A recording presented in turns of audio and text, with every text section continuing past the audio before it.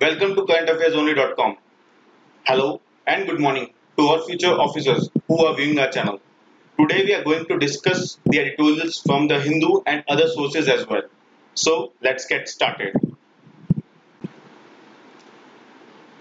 The editorials which we are going to discuss is Target Tehran, US और Iran के बीच में जो मतभेद चल रहा है उनके ऊपर कुछ है, वो हम देखेंगे क्या है। उसके बाद जो कमेंट सेक्शन क्या है, उसमें कंजर्विंग वाटर एंशिएंट वे, पहले जमाने में कैसे पानी को पूजा की जाती थी पानी की, तो उसके ऊपर एक एनालिसिस है, वो हम देखेंगे।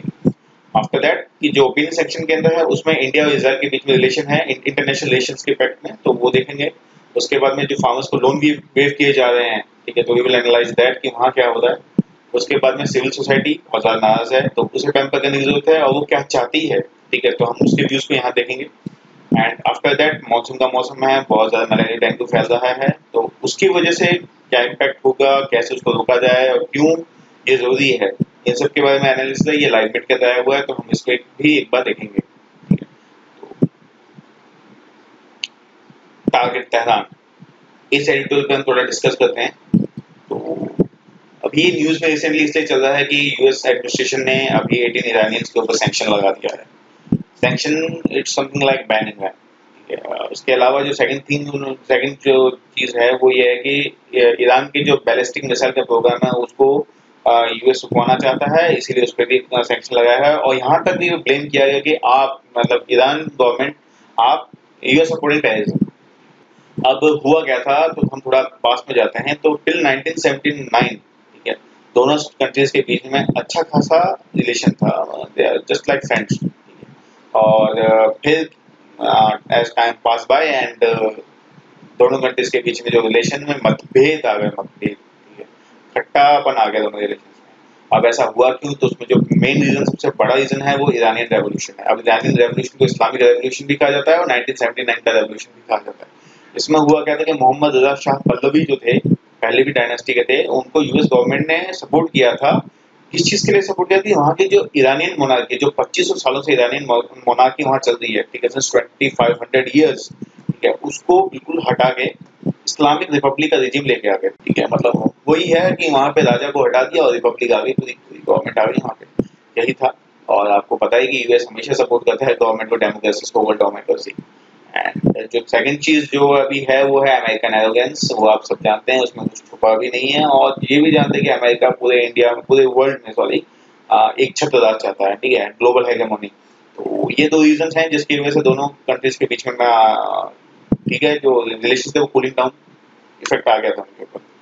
अब इसका इम्पैक्ट यूएस के ऊपर क्या होगा, यूएस के ऊपर इसका इम्पैक्ट है कि ईरान की जो न्यूक्लियर प्रोग्राम है, जिसको दोनों कंट्रीज, ठीक है, कि सपोर्ट करना चाहते हैं, जिस ये मतलब यूएस जिस मार्केट को टैप करने की सोच रहा है, ठीक है, तो अगर ये दोनों के बीच में रिलेशन सही नहीं हो पाते हैं तो ये ईरान न्यूक्लियर प्रोग्राम उसके हाथ से निकल जाएगा। और इसके प्रोग्राम के पीछे 7 कंट्रीज और हैं, ठीक है, जिनमें मेजर यूएस, रशिया, जर्मनी है।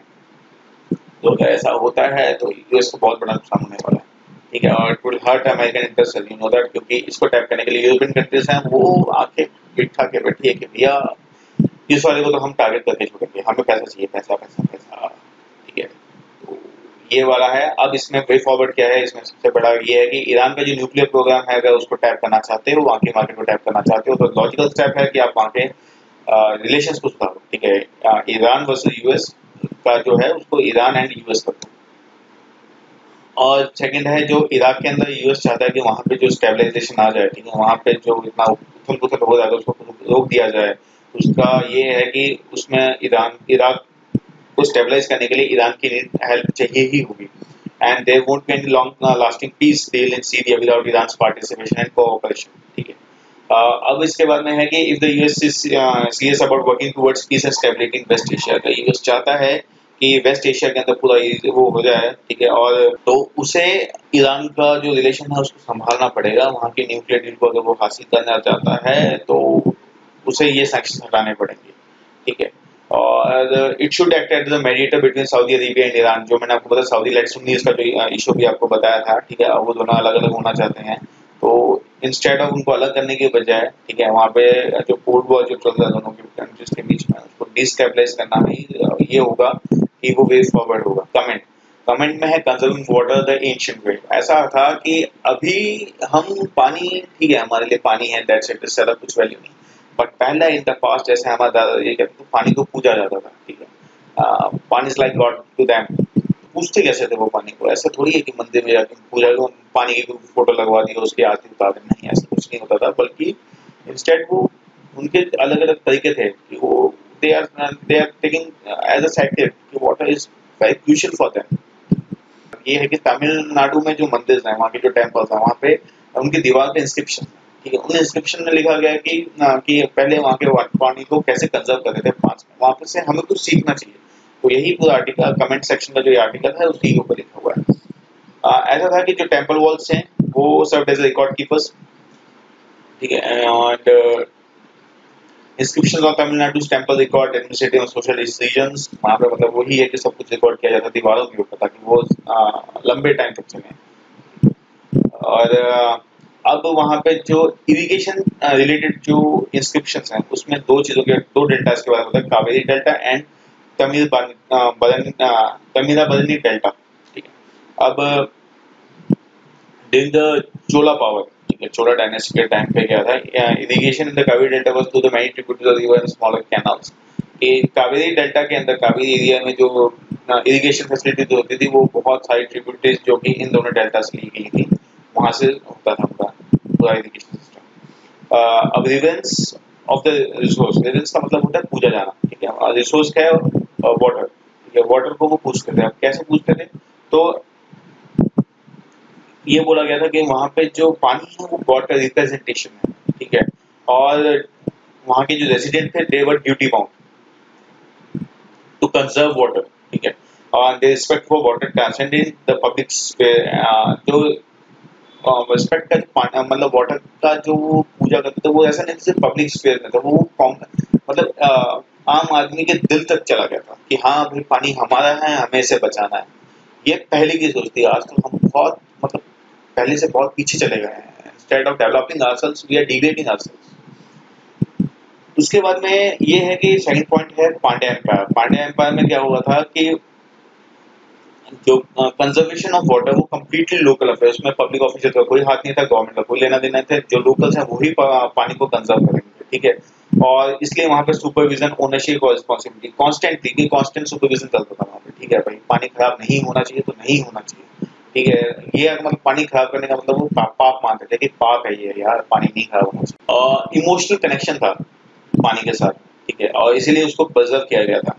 अब ये है कि तमिलाबरानी जो डेल्टा है वो वगाई रिवर्स है, ठीक है, तमिलाबरानी रिवर्स वर टेकन, उससे जो पानी लिया जाता था वो एक एरिस और पर एरिस, एरिस मतलब स्मॉलर लेक्स एंड पर एरिस मतलब बिगर लेक्स, यहाँ से पानी को लिया जाता था, ठीक है, और उनसे चैनल्स क्रिएट किए जाते जिन्हें साड़ीराम्स कहते थे, ठीक है, और दे वर सब डिवाइडेड इनटू स्मॉलर पैडागम्स।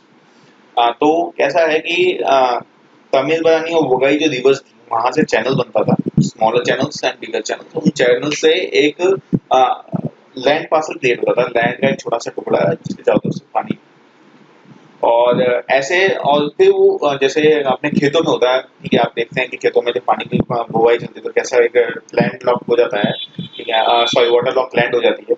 तो वैसे एक वाटर लॉक लैंड है जैसे साइडिया कहते हैं, उसके अंदर एक छोटे छोटे ब्लॉक्स थे जिन्हें पैडागैम्स कहते थे, ठीक है। और उसके बाद में कि जो लैंड जितनी फर्टाइल होगी उस पे उसी हिसाब से टैक्स लगेगा, सब पे कॉमन टैक्स, जैसे आज जीएसटी है कि सब पे जीएसटी लगा दो, ऐसा नहीं था। जो जितनी फर्टाइल लैंड है उस पे उतना ही टैक्स लगेगा, ज्यादा फर्टाइल है ज्यादा टैक्स, कम फर्टाइल है कम टैक्स। तो पहला का सिस्टम ज्यादा अच्छा था।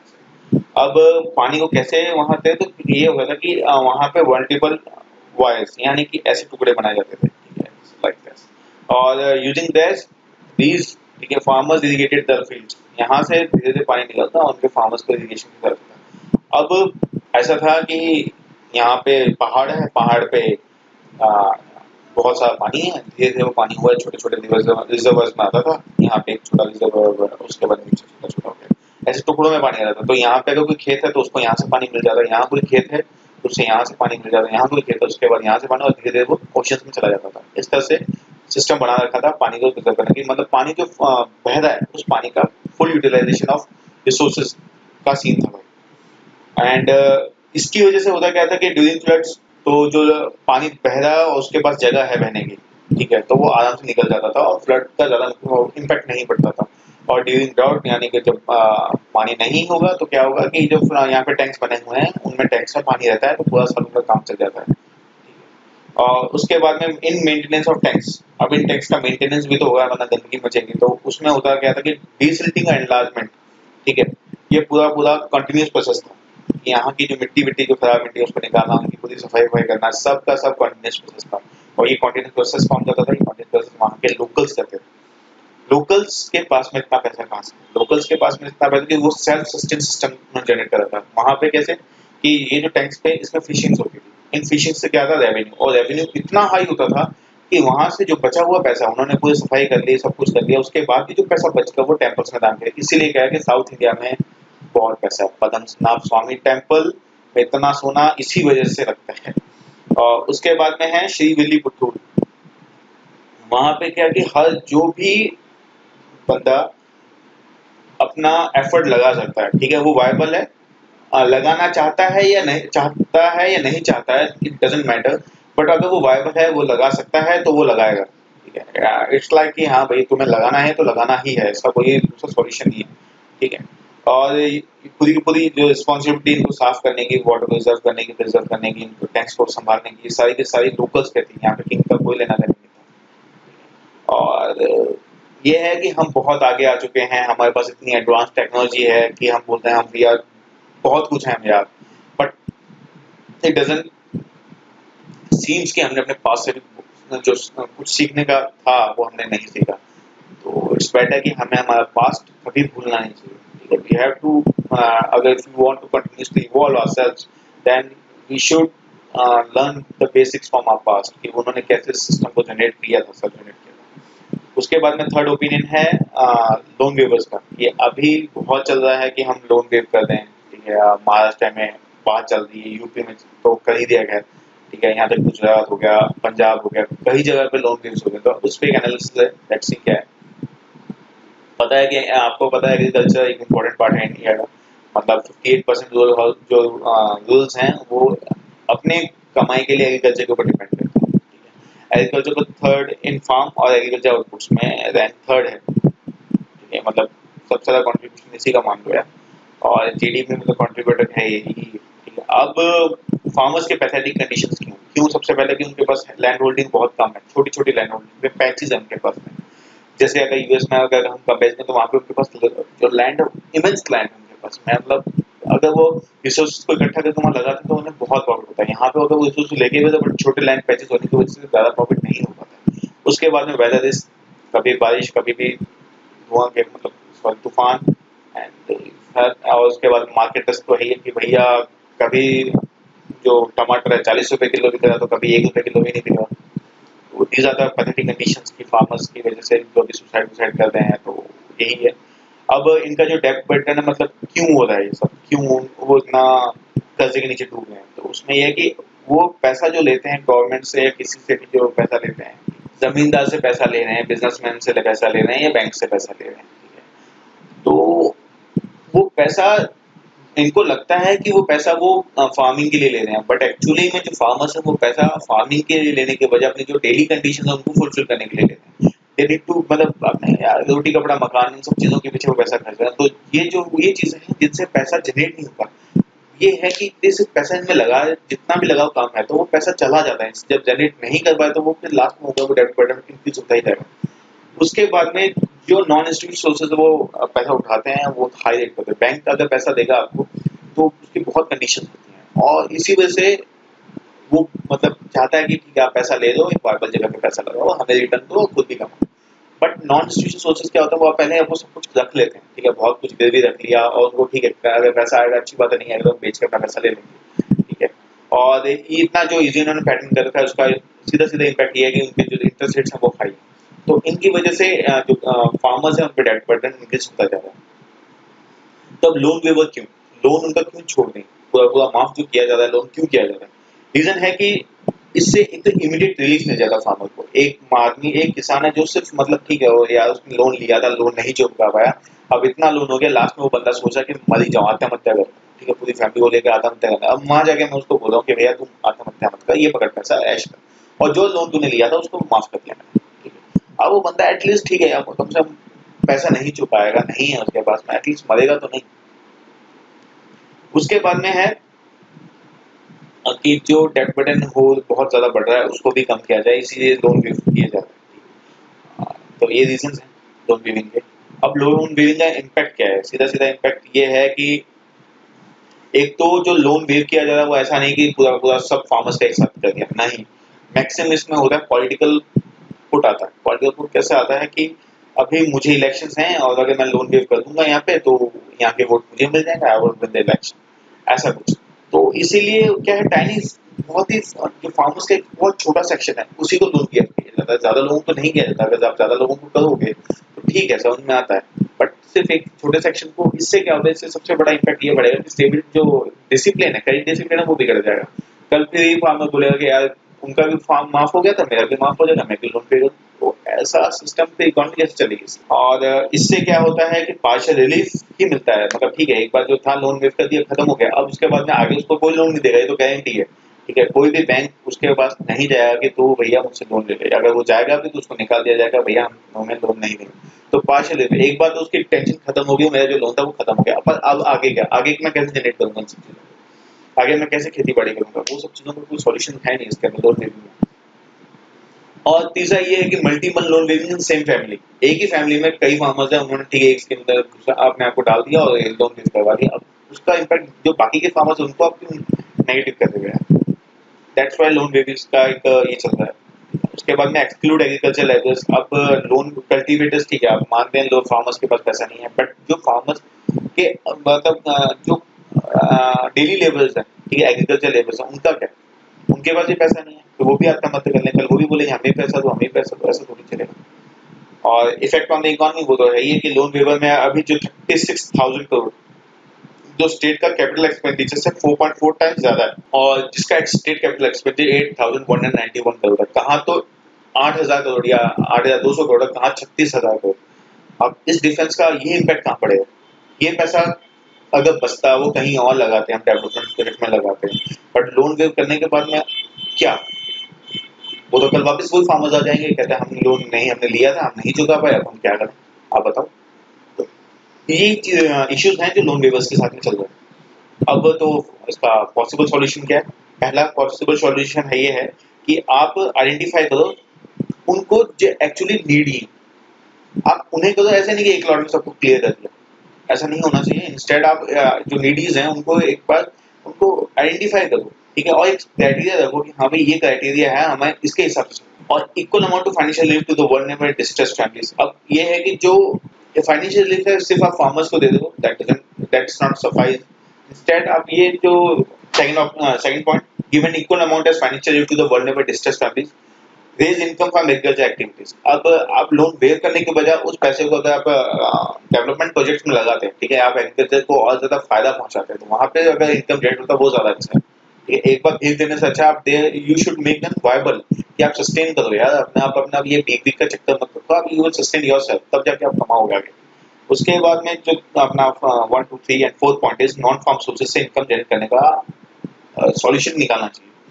कि अगर ठीक है हम ये फार्मर्स हैं, इनके पास में खेती है, ये एग्रीकल्चर करना चाहते हैं और इन्होंने पैसा लिया था, नहीं हो पाया, चलो मैंने इनका लोन माफ कर दिया, बट अब क्या करेंगे? क्योंकि कोई दूसरा इनको लोन देने वाला है नहीं, तो अब ये क्या करेंगे? जो नॉन फार्म सोर्सेज हैं वहां जाएंगे, वहां सोचेंगे ठीक है वहां पे, तो वहां पे आप उनको ऐसा सिस्टम जनरेट करो कि नॉन फार्म सोर्सेज से भी इनकम आ सके। अगर यहाँ नहीं चलता है तो वहां से एटलीस्ट इनके पास पैसा आ रहा है, सेल्फ सस्टेन करने, मरने की नौबत नहीं आनी चाहिए।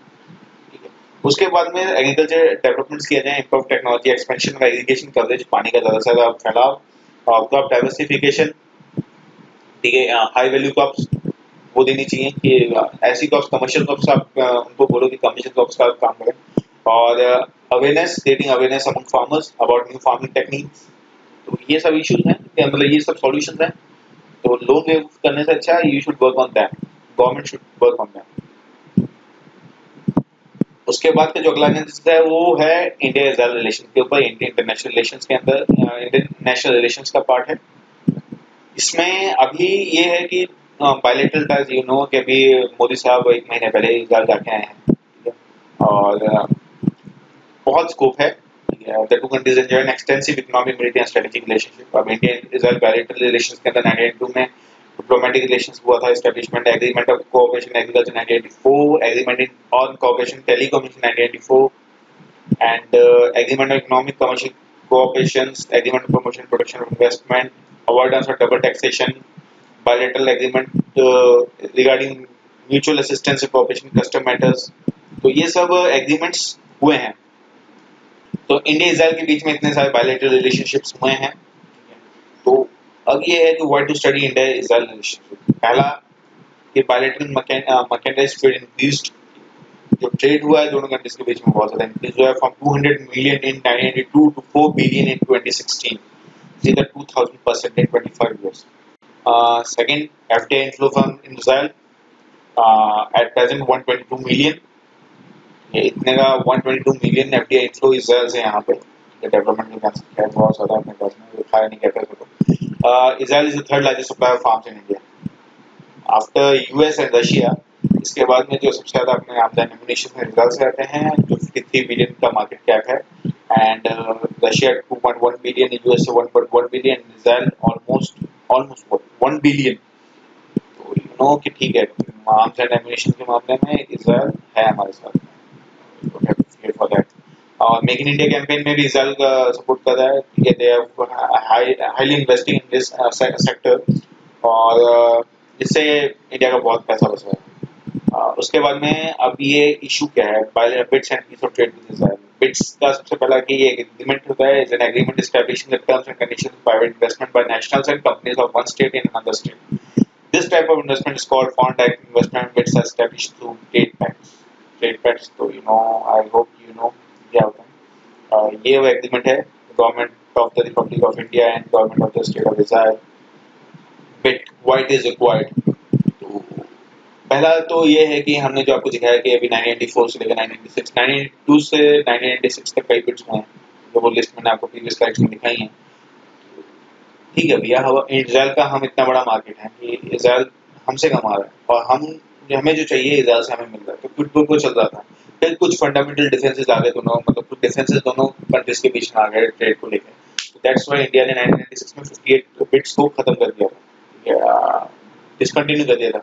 तो अब चाहता है इजराइल, ये चाहता है कि अभी जो हमारे मोदी साहब गए हैं वहाँ पे ये बोलते हैं कि हम तुम्हारे हैं तुम हमारे हो। तो ये जो सीन वहाँ चल रहा है उसका ये क्यों चल रहा है, रीजन ये चल रहा है कि भैया हमारे तुम्हें आम सप्लाई कर, तुम हमारे लिए इतना बड़ा मार्केट हो, ठीक है, तो हम तुमसे मतभेद क्यों रखें, हम अपने रिलेशन क्यों खराब करें। तो उसको ऐसा किया जाएगा कि जो पहले 1996 में हो गया था वो अब ना हो, और उसका ये क्यों नहीं होगा, वो वैसे होगा कि अब अगर दोनों कंट्रीज के बीच में कोई डिस्प्यूट होता है तो वो सीधा अगर 6 महीने तक रिजॉल्व नहीं हो पाएगा तो वो सीधा जाएगा वो इंटरनेशनल आर्बिट्रेशन सेंटर पे, और वहाँ जाके वो नेगोशिएशन सॉल्व हो जाएगा। उसके बाद में जो non discrimination international economic relations के बीच में जो एक और इंडियन मॉडल में जो मिसिंग चल रहा था कॉर्नरस्टोन, वो इजराइल के मॉडल में है। तो ठीक है भैया, इससे अब कंटिन्यू कर पाएंगे। और इंडिया को क्या चीजें हैं जो अपने आप को ध्यान में रखनी चाहिए कि इंडिया की अभी जो सिक्योरिटी नीड्स हैं उसके लिए वो अदर नेशन के ऊपर डिपेंड है। अगर वहां से नहीं बना के चलेगा तो सिक्योरिटी, एनर्जी सिक्योरिटी की जो कमी है उसका कुछ ना कुछ तो होगा ही इम्पैक्ट। तो इसीलिए कि अदर नेशन से बना के रखनी पड़ेगी, इजराइल वहीं पे है। और इसके अलावा ये है कि हमें अगर अपने इजराइल के साथ में अच्छे रिलेशन बनाने हैं तो उससे पहले जो कंट्रीज नियर बाय हैं, सऊदी अरेबिया और ईरान, उनसे भी हमें रिलेशन अच्छे बनाने पड़ेंगे। तो पूरा अरब का जो एरिया है वो टेक ओवर हो जाएगा, ठीक है, टैप कर सकते हैं। और जो सऊदी अरब है, अरेबिया है, उसने अभी तक इजराइल को एज अ कंट्री रिकॉग्नाइज नहीं किया, और ईरान जो है वो पैलेस्टाइन के इशू को सपोर्ट कर रहा है, और इस वजह से इजराइल दोनों कंट्री से खफा है। तो अगर इजराइल में डायरेक्ट स्टेक हमने ले लिया, देन सऊदी अरेबिया और ईरान दोनों हमसे रुक जाएंगे, हम वो नहीं चाहते। तो हमें कुछ ऐसा सॉल्यूशन निकालना पड़ेगा कि तीनों कंट्रीज मान भी जाएं और दोस्त बन जाएं और हमें कोई नुकसान भी ना हो। तो ये है जो इंडिया को अपने ध्यान में रखना है while before endorsing Israel. The big squeeze on civil society मेरा ओपिनियन है, और इसमें ये है कि जो सिविल सोसाइटी का मोदी साहब ने गला पकड़ रखा है, मतलब अभी जो रिसेंटली 1000 एनजीओ को ब्लैकलिस्ट किया और ग्रीन प्रोजेक्ट जो एनजीओ था उसको एंटी नेशनल बता दिया गया, इसकी वजह से सिविल सोसाइटी नाराज है। तो हम देखते हैं कि सिविल सोसाइटी क्या कहती है इस बारे में। सिविल सोसाइटी तो आप मानते हो थर्ड सेक्टर ऑफ सोसाइटी है, ठीक है। इसके बिना तो कहते हैं ठीक है आप सबको सपोर्ट करना है, एक तरफ से पब्लिक है और एक तरफ गवर्नमेंट है, इन दोनों के बीच में जो ब्रिज है वो सिविल सोसाइटी। इसकी डेफिनेशन है average of non governmental organisations and institution that manifest interest and wills of citizens, मतलब सिटीजंस की क्या इच्छा है और क्या चाहते हैं, ये जो चीज है गवर्नमेंट के पास लेके जाना, ये काम सिविल सोसाइटी का है। इसे थर्ड सेक्टर ऑफ सोसाइटी भी कहा गया है और ये गवर्नमेंट ऑफ बिजनेस से अलग है। मतलब सीधा सी बात है, ये जो गैप है गवर्नमेंट और पब्लिक के बीच में उसको फुलफिल करती है। अब राइट टू फ्रीडम जो है वो हमें आर्टिकल 19, 20, 21, 22 इसमें बोला गया है, और आर्टिकल 19 में तो freedom of speech and expression को जो 6 फ्रीडम्स दिए हैं उनमें से एक मेंशन किया है। तो right of freedom is the constitutional right, साथ बात सुनने वाले किसी। अब ये डेमोक्रेसी में ये नहीं कि सिर्फ इलेक्शन करवा दो डेमोक्रेसी आ गई, नहीं भी ऐसा नहीं होता है, ठीक है। और democracy is system of government by the whole population, पूरी की पूरी पॉपुलेशन आपकी है वो पूरी डेमोक्रेसी है। ऐसा नहीं कि ठीक है एक कंट्री है इसमें लोग हैं, आप इलेक्शन करवा दिया आप डेमोक्रेसी लेके आ गए, that's not a democracy. Democracy in words है बट डेमोक्रेसी इन रियल में नहीं है। और it can not be restricted just to elections, ठीक है। इलेक्शन सिर्फ एक स्टार्टिंग पॉइंट है डेमोक्रेसी का। डेमोक्रेसी अगर आ रहा है वहाँ पे एक एलिजिबिलिटी है कि इलेक्शन होंगे तो डेमोक्रेसी होगी, बट ये नहीं कि इलेक्शन हो गए तो डेमोक्रेसी कंप्लीट हो गई, नहीं भाई कंप्लीट नहीं होती है जब तक डेमोक्रेसी में सबका स्टेक होता है। आप सबके स्टेक अगर है तो सबकी स्टेक को आपको फुलफिल भी करना पड़ेगा। आप गवर्नमेंट हो, आप गवर्नमेंट क्यों, क्योंकि आप लोग आपको लेके आए हैं, ठीक है, यू रिप्रेजेंट देयर विल। तो अगर आप उनके हिसाब से काम नहीं करोगे तो it doesn't qualify for a democracy. और democracy ultimately about the rights of the people who vote representatives into power, ठीक है, मैंने आपको बता ही दिया। राइज ऑफ सिविल सोसाइटी, तो अगर इंडिया की बात करें तो ये 1970 से स्टार्ट हुई। The decline of all institution give rise to several mass-based political movements and grassroots activism। 1970 since मतलब आप ये मान लो क्या इमरजेंसी के बाद से कंस्टिट्यूट से जो फैल गए थे और they are not behaving as per the norms, तो तब सिविल सोसाइटी के सोसाइटी मतलब सोसाइटी ऐसी बनी जो ये या विजिलेंट, बट हाँ एक्सट्रीम पे नहीं थे, बट हाँ देवर लाइक हाँ भैया हम हैं और हम अपने हक के लिए लड़े। तो तब से सिविल सोसाइटी का एक समय आया, उसमें जो इम्पोर्टेंट सिविल सोसाइटी जो थी एग्जाम्पल थे anti caste movement, struggle for gender justice, movement for civil liberties, sound environment, movement against child labour, right to information, primary education, ये सब इश्यूज थे जिनके ऊपर सिविल सोसाइटी ने काम किया था। सिविल सोसाइटी अभी अपने बैकफुट पे है, क्यों? क्योंकि बीजेपी गवर्नमेंट है वो उसको रिकॉग्नाइज नहीं कर रही है। सेकंड है कि जो ग्रीन पीस जैसे एनजीओज हैं, जो बड़े लेवल के जो मल्टी बिलियन एनजीओज हैं, उनको भी इंटरनेशनल घोषित कर दिया गया है कि भैया तुम जाओ यहाँ से, तुम्हारा काम है। तो ये सब इश्यूज की वजह से सिविल सोसाइटी नाराज है, और अभी रिसेंटली 1000 एनजीओज को जो ब्लैकलिस्ट किया है वो भी एक रीजन है। ये सब रीजन है, ये जो आर्टिकल में मेंशन किया था। उसके बाद में अगला आर्टिकल जो है वो है rising challenges of vector-born diseases, कि अभी जो मॉनसून का सीजन है उसमें इतने मॉस्किटोज और ये सब हो रहे हैं, तो ये आप अपना भी ध्यान रखना, ठीक है। एंड देखते हैं कि आर्टिकल में क्या क्या बोला गया। फर्स्ट थ्री की वेक्टर-बॉर्न डिजीज को देखें। Diseases that result from infection transmit to humans and other animals of blood feeding animals, ऐसे जो इंसानी खून या ठीक है जो खून के ऊपर जिंदा रहते हैं या जिन्हें खून रिक्वायर्ड होता है अपनी जरूरतों को पूरा करने के लिए, तो वो जब मुझे काटेगा और अगर मुझे कोई वायरस लगा हुआ है तो ही मतलब मुझे काटने के टाइम पे उसने वो जो इन्फेक्शन है उसे आगे जब वो किसी दूसरे वाटर वहाँ ट्रांसफर कर रहा है, और इसकी वजह से जो डिजीज होंगे उसे वेक्टर-बॉर्न डिजीज किया जाता है। वेक्टर-बॉर्न डिजीज का जो एग्जांपल है वो है dengue fever, West Nile virus, Lyme disease and malaria. Vector-born disease accounts for more than 70% of infection disease. जितने भी डेथ इन्फेक्शन होते हैं उसमें 70% जो खाता ले रखा है वेक्टर-बॉर्न डिजीज का है, और इसकी वजह से 10 लाख मौतें हर साल होती हैं। 100 कंट्रीज में 2.5 लाख 2.5 बिलियन पीपल हैं इफेक्टेड विद डेंगू, ठीक है, कभी ना कभी उनको डेंगू हो चुका है। Malaria causes more than 4 lakh death, जिसमें से सबसे ज्यादा मौतें 5 साल से कम एज के बच्चों की होती हैं। तो आई रेकमेंड कि भैया अपना ध्यान रखना, मानसून का मौसम वैसे ही चल रहा है, तो please take care of yourself. अब हाउ इट स्प्रेड्स, तो जैसे मैंने आपको बताया कि blood sucking insects with ingest digest producing micro organism during the blood meal from infected host, चाहे वो इंसान है चाहे वो जानवर है, and later inject into a new host during the subsequent blood meal. इस वजह से जो ट्रांसफर होता है वो उसकी वजह से फैलता है। अब इंटेंसिटी ये है कि 15 new cases of malaria have been reported in the past week alone, ठीक है। In Kerala there have been more than 10,300 new dengue infections. तो जब 100 घंटे में 2.5 मिलियन को टच कर दिया तो केरला में तो है अब बहुत छोटा केस है, और फिर भी मैं आपको बोल रहा हूँ प्लीज अपना ध्यान रखना। Tamil Nadu has reported 4,400 cases, Karnataka has more than 2,100 cases, और 3 साल में from 2014 to 2016 there had been 300 to 400% of increase in these cases. और India there is a breeding ground for at least 6 major vector quantities, जिसमें malaria, dengue, chikungunya, filariasis, Japanese encephalitis and visceral leishmaniasis, ये जो बीमारियां हैं India में बहुत ज्यादा होती हैं। और अभी इंडिया की तरफ से जो पॉजिटिव स्टेप लिया गया है उसमें यह है कि गवर्नमेंट ने last week national strategic plan for the elimination of malaria and pledge to eradicate the vector quantities by 2027। ये बोला गया कि नेशनल स्ट्रेटेजिक प्लान लिया है कि मलेरिया को हटा देंगे और 2027 तक 2027 तक कि हम पूरे वेक्टर कॉन्टिटीज को इंडिया से खत्म कर देंगे, जैसे अभी अपना पोलियो खत्म हो रहा है। Notice can be issued to several premises where mosquito breeding was found। अगर कहीं पब्लिक प्लेस है और कहीं है जहाँ पे मॉस्किटोज का जमावड़ा हो रखा है तो उनको नोटिस इशू कर दिए गए हैं और वहाँ पे सफाई चल रही है। और जुलाई में, ठीक है, इसी जुलाई के अंदर अभी 25 चलान्स वर सर्व्ड अगेंस्ट डिफॉल्टर्स। ये पॉजिटिव स्टेप्स हैं इंडियन गवर्नमेंट के। नेगेटिव में अगर बात की जाए तो 68% का जो टोटल बजट जो फंड एलोकेट होता है उसमें 68% ही यूज किया गया है अभी तक, तो that's a lack on their end. और lack of adequate healthcare workers who can carry out a preventive program on a war footing is also a challenge। कि मतलब आंगनबाड़ी में जिस तरह से लोग यूज करते हैं उस तरह से इनको खत्म करने के लिए ऐसा कुछ सिस्टम नहीं है, ठीक है। तो lack of adequate health care workers. और डेंगू वैक्सीन